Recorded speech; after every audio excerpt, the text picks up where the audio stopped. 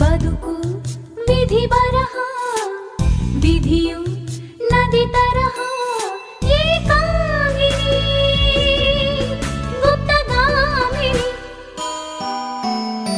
ನದಿಯ ಗತಿರಭಸ ಅದರ ಮತಿ ಸರಸ ಏಕಾಂಗಿನಿ ಗುಪ್ತಗಾಮಿನಿ.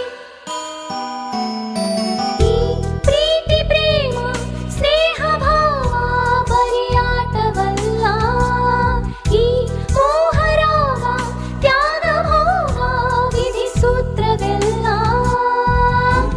ಈ ಬಂಧನ ಸವಿ ಬಾಳು ಸಿಹಿ ಕಹಿ ನೋವು ನಲಿವು ಎರಡು ಬೆರೆಸಿ ಹರಿವಾ